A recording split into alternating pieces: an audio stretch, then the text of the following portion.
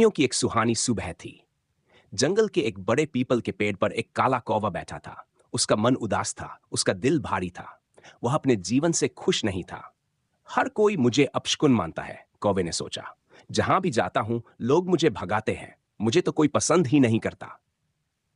उसका मन बेचैन था। उसने सुना था कि एक साधु जंगल में ध्यान करते हैं और उनके पास हर समस्या का हल होता है।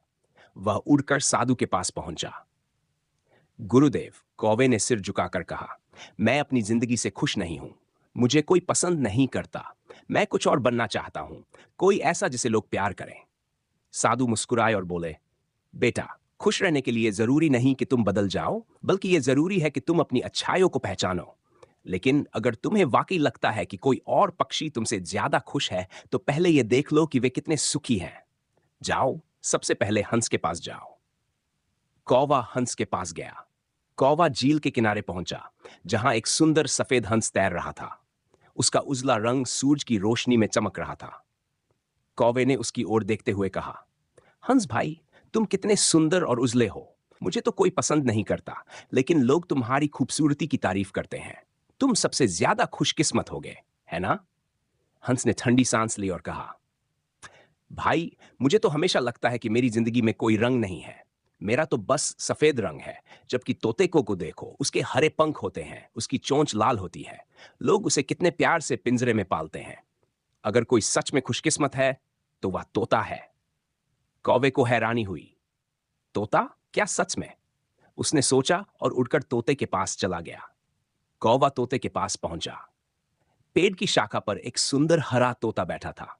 उसकी लाल चोंच चमक रही थी। कौवे ने उससे कहा, तोते भाई, तुम कितने सुंदर हो। लोग तुम्हें पालते हैं, तुमसे बातें करते हैं, तुम्हारी कद्र करते हैं। तुम सबसे ज्यादा खुशकिस्मत होगे, है ना? तोते ने हल्की मुस्कान के साथ जवाब दिया, कहा भाई, मैं तो पिंजरे में बंद रहता हूं। हंस की तरह आजाद होकर पानी में तैर भी नहीं सकता। मुझे तो लगता है कि मोर सबसे ज्यादा खुश है। वह सबसे सुंदर पक्षी है। जब वह नाचता है, तो लोग उसे देखने के लिए उमड़ पड़ते हैं। अगर कोई सच में खुशकिस्मत, तो वह मोर है। अब कौवे की जिज्ञासा और बढ़ गई।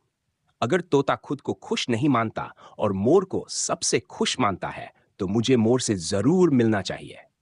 कौवा मोर के पास गया। कौवा एक चिड़ियाघर में पहुंचा, जहां लोग बड़ी संख्या में मोर को देखने आए थे। मोर सच में बेहद सुंदर था। उसकी रंग बिरंगी पंखों की छटा देखते ही बनती थी। जब उसने पंख फैलाए और नृत्य किया, तो सभी दर्शक मंत्रमुग्ध हो गए। कौवे ने सोचा, अब तो पक्का मोर सबसे खुश होगा। इसे कोई नहीं भगाता। इसे लोग प्यार से देखते हैं, इसकी प्रशंसा करते हैं। मोर से मिलने के लिए कौवा उसके बाड़े के अंदर उड़कर पहुंचा। मोर भाई, तुम कितने सुंदर हो। तुम्हें तो सभी पसंद करते हैं। तुम सबसे खुशकिस्मत होगे, है ना? मोर ने गहरी सांस ली और कहा, भाई, तुम नहीं जानते मैं कितना दुखी हूं। मेरी सुंदरता ही मेरी सबसे बड़ी कैद बन गई है। मेरी वजह से लोग मुझे पिंजरे में बंद रखते हैं। मुझे जंगल में आजादी से उड़ने नहीं देते। और सबसे ज्यादा दुख तब होता है, जब मैं देखता हूं कि तुम जैसे कौवे पूरे आकाश में बिना किसी रोक टोक के उड़ सकते हो। काश मैं भी तुम्हारी तरह एक साधारण कौवा होता, तो मैं भी पूरी दुनिया को देख पाता। कौवे की आंखें खुल गईं। यह सुनकर कौवे की आंखें नम हो गई। उसने पहली बार महसूस किया कि वह जितनी आजादी से जीता है, उतनी तो और कोई चिड़िया भी नहीं जी पाती।